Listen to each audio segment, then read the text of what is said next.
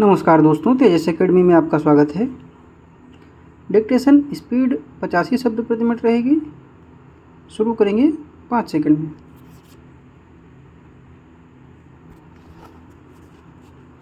हमारी आधुनिक आर्थिक व्यवस्था में उत्पादन के इस प्रवाह की उत्पत्ति लाखों छोटे बड़े उद्यमों के द्वारा वस्तुओं एवं सेवाओं के उत्पादन से होता है।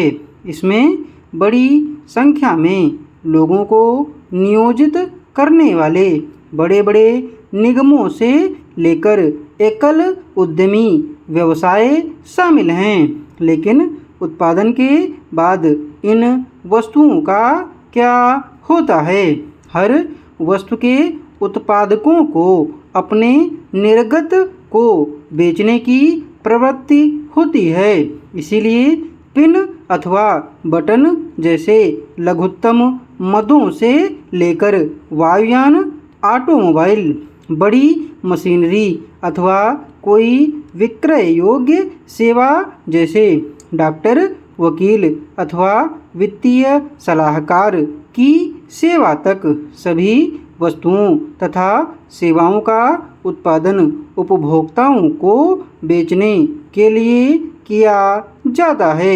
उपभोक्ता कोई व्यक्ति हो सकता है अथवा उद्यम उनके द्वारा क्रय की जाने वाली वस्तु अथवा सेवा अंतिम रूप से अथवा अग्रिम उत्पादन के लिए प्रयुक्त हो सकती है।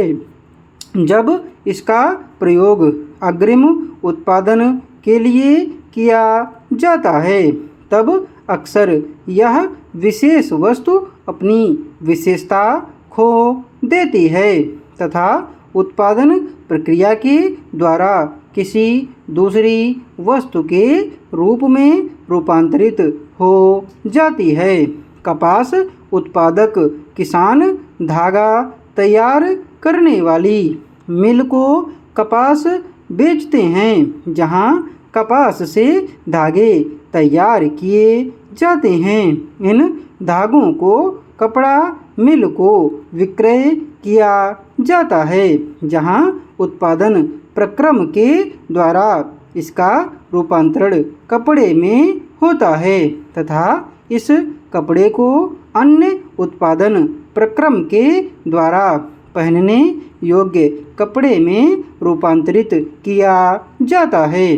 अब यह कपड़ा उपभोक्ताओं को अंतिम उपयोग हेतु विक्रय के लिए तैयार होते हैं। अतः वस्तु की ऐसी मद या प्रकार जिनका अंतिम उपयोग उपभोक्ताओं के द्वारा होता है, अर्थात जिन्हें पुनः उत्पादन प्रक्रम के किसी चरण से गुजरना नहीं पड़ता है अथवा जिनमें पुनः कोई परिवर्तन नहीं होता है, उन्हें अंतिम वस्तु कहते हैं। इसे हम अंतिम वस्तु क्यों कहते हैं? क्योंकि एक बार इनका विक्रय होने के बाद यह सक्रिय आर्थिक प्रवाह से बाहर हो जाता है। अब किसी भी उत्पादक के द्वारा इसमें कोई बदलाव नहीं किया जाएगा। यद्यपि अंतिम क्रेता के द्वारा रूपांतरण किया जा सकता है। वस्तुतः कई अंतिम वस्तुएं ऐसी होती हैं जिनका उपभोग के दौरान रूपांतरण होता है। अतः चाय पत्ती का उपभोग हम उसी रूप में नहीं करते जैसा कि हम खरीदते हैं, बल्कि इसका उपयोग पेय चाय के रूप में होता है जिसका उपभोग किया जाता है।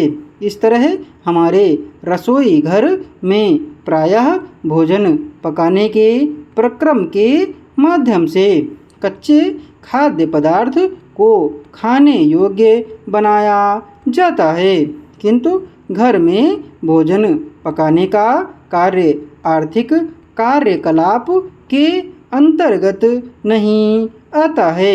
यद्यपि उत्पाद के रूप में इसमें परिवर्तन होता है। घर में बनाया गया भोजन बाजार में विक्रय हेतु नहीं जाता है। डिक्टेशन की पीडीएफ आपको टेलीग्राम पर मिलेगी। टेलीग्राम चैनल का लिंक डिस्क्रिप्शन बॉक्स में दिया हुआ है।